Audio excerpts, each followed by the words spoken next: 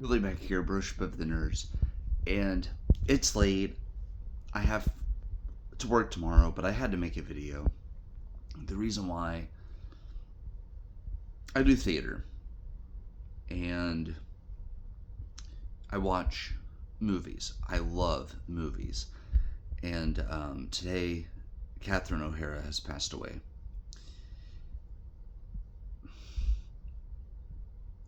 It's hard to put into words. Um, Sometimes you feel like you connect with characters from film more than some people in real life. And as a kid, Home Alone was something I watched a lot, right? I remember my grandma had the VHS tape, and she probably still does somewhere, of I think at least the first one, maybe the second one too. And I used to watch them quite a bit.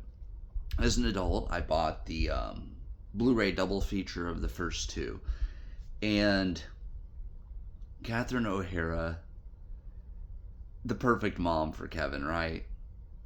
Like the arguments, the sassiness, and just the on-screen mother-son relationship was just amazing. Um, Sally, of course, Nightmare Before Christmas, and I did not realize that was her until I was a little older because I went down the Burton rabbit hole after a coworker of mine kind of talked to me about him, and I started watching and stuff. I'm like, wow, I feel represented by this. I feel like I'm seen here, and so I really connected to her as like the character she played, her fun energy, like in interviews and stuff. And then, of course, Beetlejuice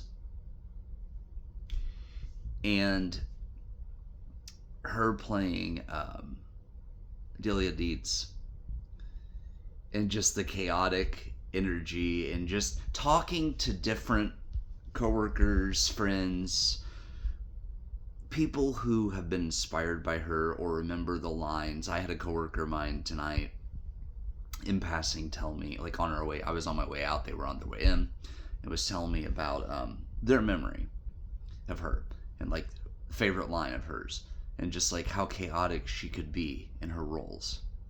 But then when you see interviews, she was such a sweet person, has such a big personality, and Hollywood's been rocked by this. And I'm sure fans. I'm part of a Blu-ray group, movie collecting group, and people are watching Home Alone tonight, Beetlejuice, different films with her, and it's just she made the world brighter.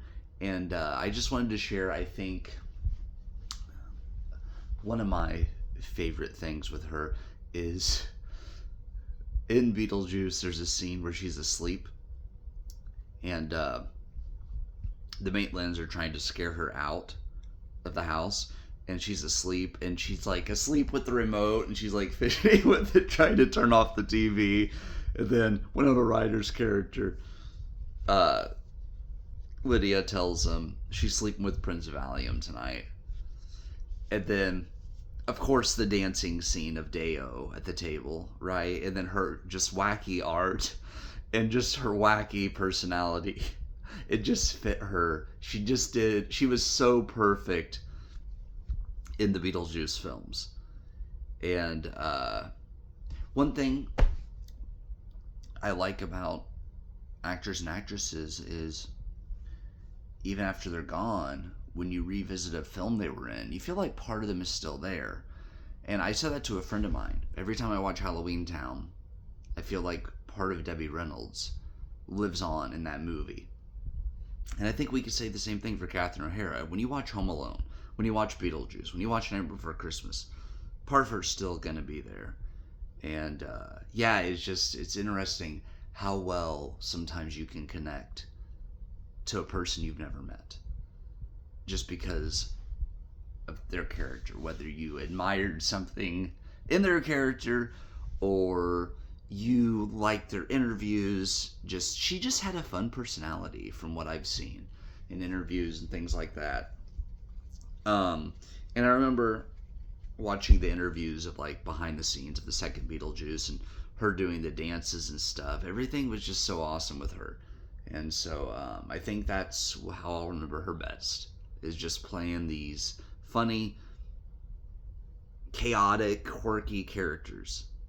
And then she also could play a very calm character like Sally. And I just think that she had such range as an actress. Um, it's sad that she's gone, and thoughts and prayers are with her friends, her family, people that she worked with.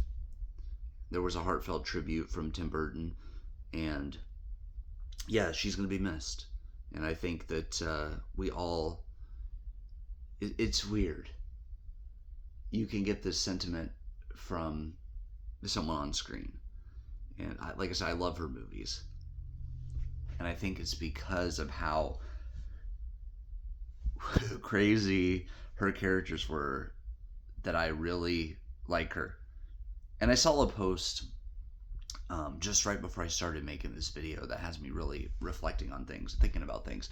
And it said that, you know, these actors and actresses hear about how much you love them after they're gone. Imagine if they could hear what you thought of them while they were alive. So I think we need to do that with not just them, but with real people in our everyday lives. Tell them how much you appreciate them. Tell them what they mean to you.